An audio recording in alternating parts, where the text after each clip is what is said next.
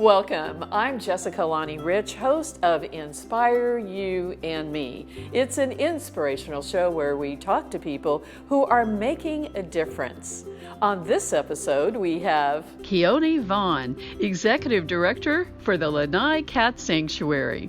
Ivy Chen, Miss Kakaako USA and Miss Hawaii USA contestant for 2021. And Ed Nishioka, Director of the Motivate Foundation. And be sure to stay tuned for the Animal Lovers Clip of the Week. We'll have all that and more, and we'll be back right after this. 5914-777. Shoot-a-wah. Who's got the best deals in Vegas around? Who's got the best shoot-a-doo? Call 5914-777 today.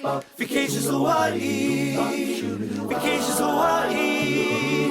Vacations Hawaii. Good luck, we go play.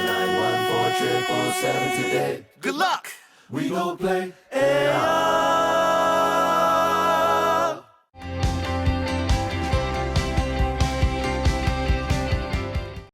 We are really excited for having as a very special guest on our show. He is the Executive Director of the Lanai Cat Sanctuary. Please welcome Keoni Vaughn. Welcome, Keoni. Thanks for having me, Jessica. Oh, wow, how exciting, the Lanai Cat Sanctuary. I've actually seen pictures of it and I've seen videos of it, but you're the Executive Director. Keoni, tell us about the mission of the Lanai Cat Sanctuary. The Lanai Cat Sanctuary is really a very small, local grassroots nonprofit organization that aims to protect cats on island, as well as our native and endangered birds. It's a really unique concept that we have. Yes, and I understand that it is the #1 tourist attraction on the island of Lanai. Right, so back in 2014, we had about 800 visitors a year come and visit our sanctuary. And pre-COVID last year, we had over 15,000 people come from around the world and make the trek to Lanai and visit our sanctuary. How many cats did you have pre-COVID? So before COVID, we had about 690 cats. We were able to partner with a national charity called Greater Good Charities. And in October of last year, they actually sponsored a flight where over 600 pets throughout the state, adoptable pets, were able to be shipped or flown from Hawaii to the Pacific Northwest. And so we were able and fortunate enough to be a part of that. So we sent 55 of our cats on that flight. So to answer your question, we have 653 cats today. Do people who work at the Lanai Cat Sanctuary get attached to some of the cats, even though they know that they have to go into homes and be adopted? So we are very unique because our cats we bring in about 200 cats a year. And these cats are truly feral and come from the wild, meaning they were born in the wild and have had no human interaction until our intervention, right? It's not like your typical community cat that you see in the neighborhood. So when they come to us, they're completely fractious. But through the luxury of space and time, we've noticed about 40% of those cats become friendly and socialized and become adoptable. So our cats, become really attached to our staff, and we all have our favorites, but the ultimate goal really is to find our cats a warm lap and a house to live in. And let's talk about the adventure pre-COVID for the visitor to the Lanai Cat Sanctuary. Yeah, so it's a really unique experience. And most people, when they first hear about us, they think, wow, 650 cats, that's a lot of cats. And it is. However, our two biggest compliments is one, it doesn't feel like 650 cats when you come and visit us. And secondly, it doesn't smell like 650 cats. We take a lot of pride in keeping our place really clean. It's totally open air. We sit on a 3.5 acre lot. There are different sections. We have a senior center for the elderly cats so we can pay a close attention to them. We have a large area that's about half the size of a football field that you can walk through. We have a TLC or tender loving care unit where we care for the cats that need a little bit extra attention. But I get teased a lot. I tend to call this place, if there's one thing that you can imagine about the cat sanctuary, it's really the fur seasons for cats, right? These cats are not dying to get out. They're really well taken care of. We have to fly in a veterinary team from Oahu every week to care for these cats. And so it's a really calming, peaceful experience for the guests to come. You have devoted your life to protecting and caring for animals. But before you got this job, you used to work with the Hawaiian Humane Society. Share with us a little bit about that. Yeah, so I started off, I think I was raised around a lot of animals, and we're talking about 30 animals, ranging from horses to dogs to cats, you name it, peacocks, you name it, in Waimanalo. And throughout my life, I started showing dogs professionally. And then later on, I started to work for the Humane Society. And let me tell you, that was a big switch from showing dogs to working for animal protection, right? And so I started off my career as a humane investigator. So that was really trying to help the animals, right? Defenseless animals. And working on puppy mills, hoarding situations. And then I worked my way up to vice president and director of operations. But I quickly realized that not only do the animals need help, but the people need help too. And so creating that human-animal bond and bringing people and animals together was really important for me. So then COVID hit. How have you survived? How has your nonprofit kept going? As far as COVID is concerned, I think we're no different than any other business or nonprofit. We're all seeing challenges right now. But if you can imagine, we relied on tourism. Most animal welfare groups are provided or funded by the community that it's in. For us, we rely heavily on those 15,000 tourists. And so we saw a significant impact before any government agency required businesses to shut down. We recognized that we were attracting 15,000 visitors a year to our island. So we put our own community at risk if we stayed open. So what we did is we took it upon ourselves to close our doors before anyone else while we get the COVID situation under control. That had a huge financial impact on us. So how have you been able to survive? So you hear the keyword pivot, right? So we pivoted. We created an online store so you can find all kinds of quirky, fun stuff with our logo on it. We have from coffee mugs to cat leggings with paw prints on it and a cat tail. Yeah, all that kind of stuff. So it's helped out a little bit. And now that we have reopened, we're starting to see some visitors coming back. Speaking of reopening, tell us your hours. Is there an admission charge? And how do people get to Lanai? Obviously by airplane. Yeah, so we're completely free. There's no reservation. We're open 7 days a week from 10 a.m. to 3 p.m. If you're coming from Honolulu, the only way right now is on Mokulele Airlines. So that's a small 9-passenger plane. And we're about a 20-minute walk from the airport. If you're coming from Maui, you need to catch the ferry. And then once you get to our harbor, there's a shuttle service that'll bring you up to the cat sanctuary. It's really, really easy and well worth the trip. In closing, the name of our show is Inspire You and Me. What inspires you? I think a couple things. One is protecting animals, right? I've been doing this for 20 years now, and I love providing the resources and the education to the community to continue to protect animals, but also the way to treat animals. Because I do feel that if the community treats animals, it's a reflection on the community itself. So that's what inspires me to continue it. Keoni, I want to thank you so much for taking time out of your very busy schedule for being a guest on Inspire You and Me. You are certainly making a difference, not just in the people world, but definitely in the cat world. Thank you so much. Thank you.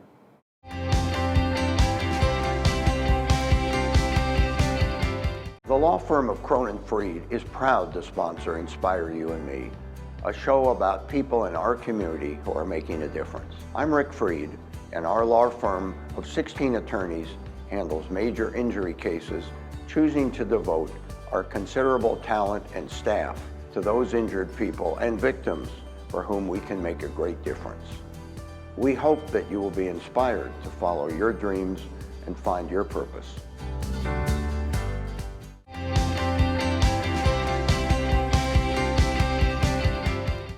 We are really pleased to have as our special guest on the show. She's a former contestant for Miss Hawaii. Please welcome 18-year-old Ivy Chen.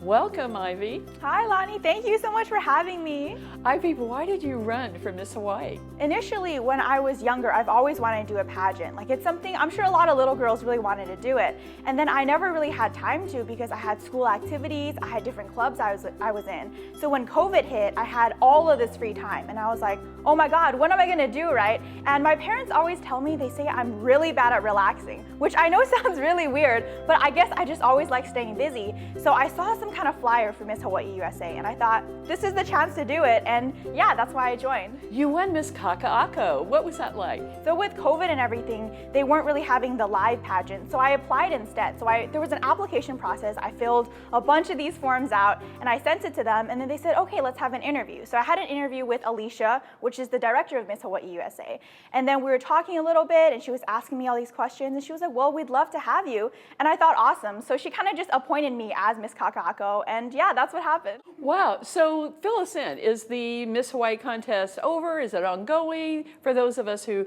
in case some people were not following the Miss Hawaii contest. Yeah, so the Miss Hawaii USA 2021 competition was in December. So it's over now. I placed as top 10, and now I guess I'm done, and I'm just taking the journey with me and trying new things. You probably had a lot of preparations to run for Miss Hawaii. Tell us about that. So one of them was public speaking, because we're graded on evening gown, swimsuit, and then interview. So for interview, I want to make sure I could, be articulate, I could communicate well. So that's part of why I was in Toastmasters, because I wanted to prepare for Miss Hawaii.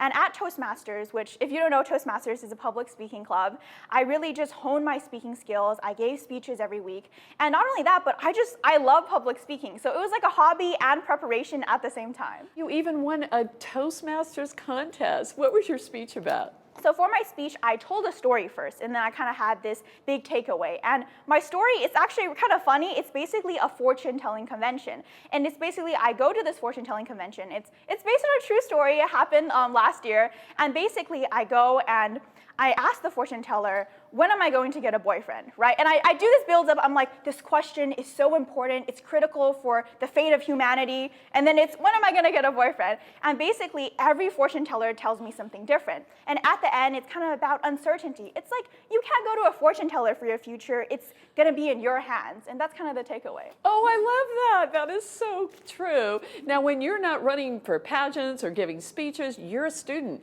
Fill us in about that other part of your life. Yes, so I'm currently a senior at McKinley High School, and I moved around a lot throughout my childhood. So I came here during my sophomore year from Atlanta, Georgia, actually.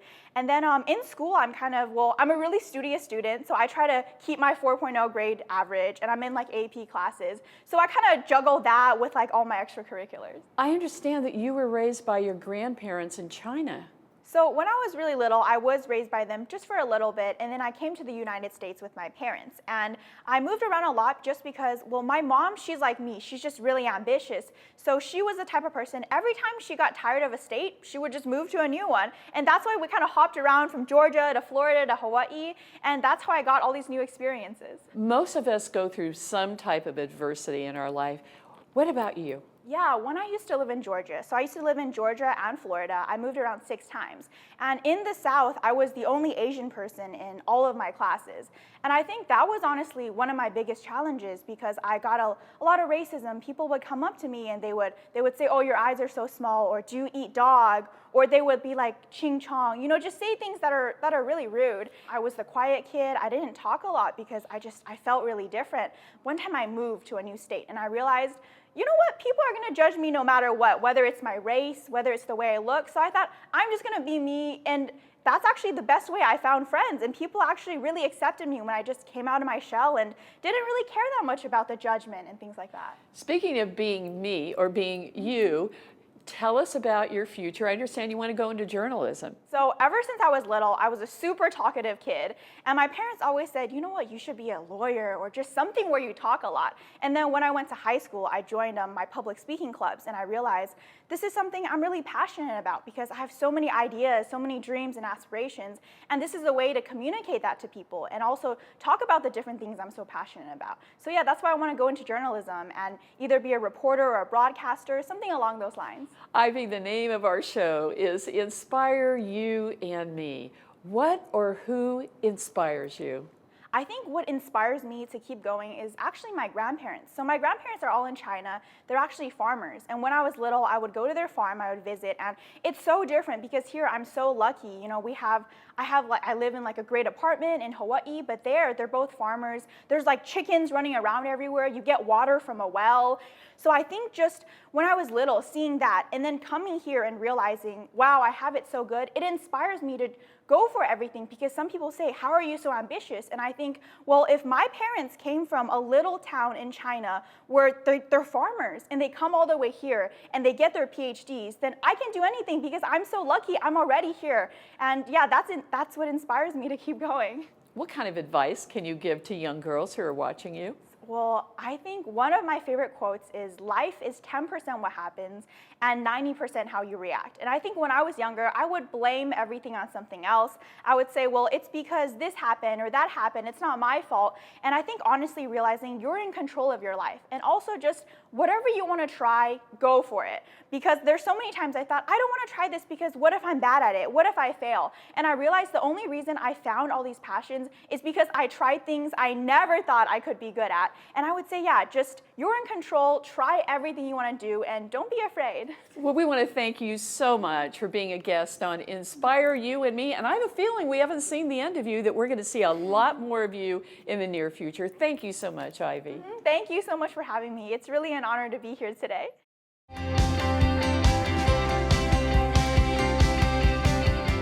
It's the simple things in life, a familiar place, a familiar name. Let me take you there. Come with me and rediscover eggs and things. La la la la la la. Eggs and things, taste and quality.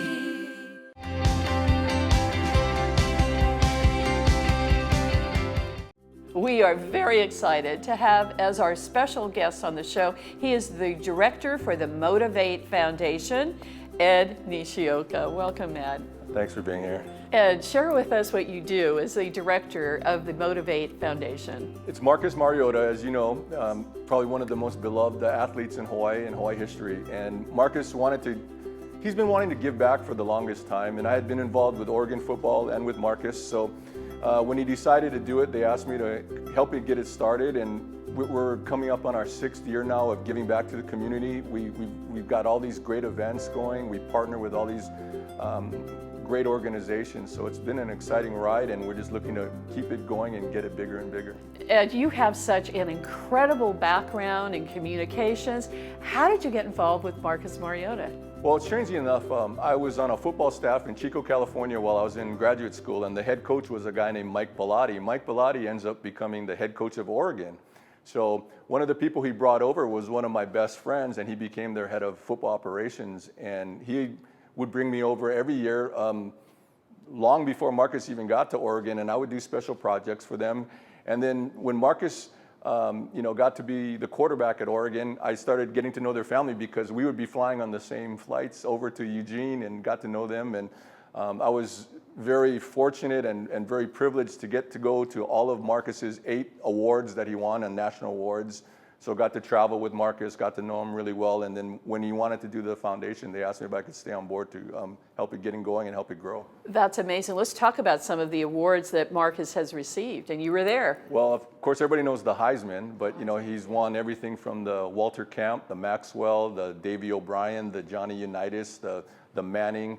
I mean, no other football player has won every college award in the history of college football. So, and he's even won the Polynesian Football Player of the Year, so that's a harder one to win. That's amazing. You know, Ed, when you're talking about Marcus, I hear this enthusiasm and, more importantly, this loyalty and dedication that you have to an amazing football player. And I also see that in the residents here in Hawaii, that they love our local boy. He's someone that just translates so well. I mean, he's not the most talkative person, but when he comes out, the kids love him. We made a surprise visit to the Special Olympics a year ago to their fundraising dinner, and we didn't tell anybody that was going to be there. And there's thousands of Special Olympians there. And when one of them said, "Hey, there's Marcus," he got mobbed. But the whole thing was, he had just gotten off a plane, but he said, if I can be there, I'm going to be there. And we've been big sponsors of the Special Olympics. We've been big sponsors of Boys and Girls Club, After School All-Stars. And one of the other groups that Marcus really has a passion for is helping people that are experiencing homelessness. And one of the things that we started in the last year and a half was we created an event called Motivate for an Honest 8. And what we did was we brought employers and we brought people that were in job programs at homeless programs, and we brought them together in an event where we had things like a shower bus, we had haircuts, free Aloha shirts to give to people to wear, lunch, glasses. We're going to do dentistry. And the thing that we can really tout is in the 2 events we did that before we had to stop because of COVID, we found 24 people job opportunities. You're talking about all these different events, but how do you pull it all together? I have a great team of, obviously the Mariota family is key to everything we do. I work with Marcus's mom, Elena. She's great, one of the best people I've ever worked with. She's very sharp, she's very focused. I have a great director of operations, Carrie, and she does all the, I'm so fortunate, she does all the things that, the nitty gritty stuff that used to kind of bog me down. Like we just did an online sale where we sold a bunch of things to raise money, and she does all the fulfillment on it. So let's see something that you showed on the online sale. Oh, okay. Okay. We were so fortunate that a winery called Sweet Cheeks Winery approached us about having our own wine label. And the thing about it is they said, hey, we'll make you a wine and all the proceeds will go to you. We raised almost $30,000 last year in a year that we couldn't do fundraising events due to COVID, but we were able to still fundraise. And we're already working on a limited edition label for in June. We're going to release it and have a big, hopefully a big release event in Eugene, Oregon in June. Amazing. So we're excited. And I think I was telling you earlier, we had 120 cases and within 5 days sold out. Marcus is doing amazing things in the world, not just on the football field, but off it. Can you tell us more about that? I'll give you a good example of that. We were taking kids to a Tennessee Titans game last year, and one of the things we want to do is we provide bus, we provide meal, we give them a shirt, but we want to give them a unique experience, not just going to the game. So we wanted to take them on the field. If you've ever tried to go on the field at an NFL game, it's kind of a crazy proposition. So I told Marcus, I got told no by 3 different people, with the stadium people, and Marcus said, no, I want my kids to go on the field. So he went down and called the director of security, and we got approved. And we have, I shared with you some pictures of us standing on the field with 250 kids from the inner cities of Nashville. He wants to give people a spark. He got that spark when he was a young kid. He went to the Pro Bowl. He saw the players. He stood on the sideline. He waited for an autograph. That's why Marcus will never, if there's a line of people, he never turns down people for signing, because he was one of those kids that didn't get an autograph one time. And since Marcus has been in the limelight, you've seen so many other there's 5 Hawaii quarterbacks playing Division I quarterback right now. And that's crazy. Before it was like, Hawaii, you got big kids, they're all linemen, but now they're in these skilled positions, Tua Tagovailoa, he's now starting in the NFL. You've got all these kids now following Marcus, and in Marcus's Heisman speech, that was one of the things he said. He wanted to inspire people to follow behind what he's done. The name of our show is Inspire You and Me. Ed Nishioka, what inspires you? I think getting up every day and looking around what we can do to make a difference, whether it's just, my mom is 86. I think every week, what can I do that makes my mom happy? Whether it's I go take her lunch or I fix something at her house. My daughter lives in Utah. She wanted this cheese bread, so I bought it for her and I had it special delivered to her, just little things. And I think if everybody thought of a little thing, and with the Motivate Foundation, we just, like I said, we're worried about one kid having a great experience, one person getting a job, one life changed because of something that we did. And that's why we're so excited that once the COVID restrictions we can go back to doing the things, because the things that were most important to us were touching the youth. We did an event where we brought in college football coaches from the mainland, and they were giving scholarship opportunities for high school kids, because these kids can't get seen on the mainland because they can't go to the mainland. So we figured bring the coaches here to Hawaii, and then one coach offered 12 kids scholarships worth over $60,000. And that's some of the things that Marcus gets excited about, those opportunities and partnering with people that are making a difference. And I think when you can say that that's what you do in your life, that's what gets me excited every day. Ed, I want to thank you so much for being a guest on Inspire You and Me. You are certainly inspiring, not just in the community, but also in the world. Well, thanks for having me. I appreciate it. And, we have to catch up after this because we haven't seen each other in a long time, but I am inspired just by talking about all this stuff.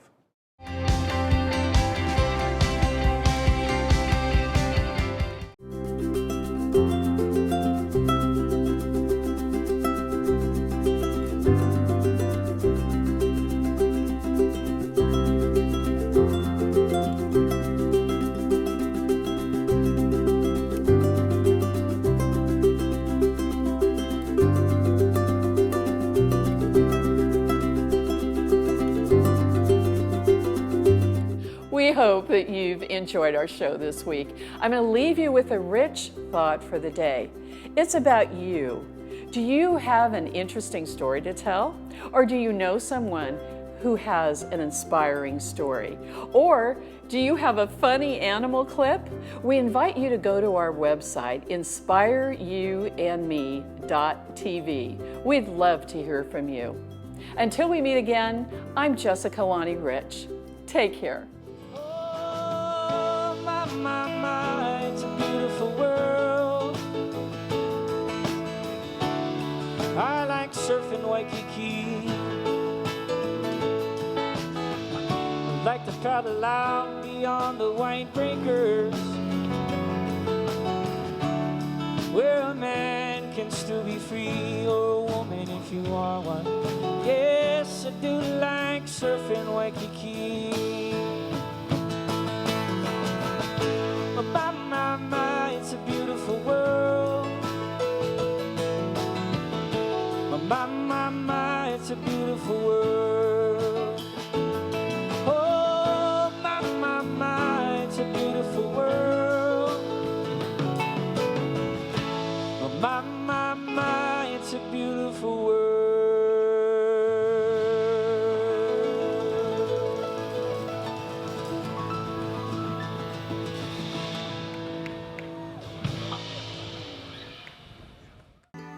The hardest thing in life is letting go of a loved one. Finding the right provider can be essential in your time of need. Celebrate your loved one with Ballard Family Mortuaries. We offer a full range of cremation and burial services on Oahu, Maui, Hilo, and Kona, with professional guidance and specialized attention you can trust at the most affordable cost. Call us today for a free consultation on funeral service options available to you and your family. Ballard Family Mortuary Group, serving Hawaii since 1997.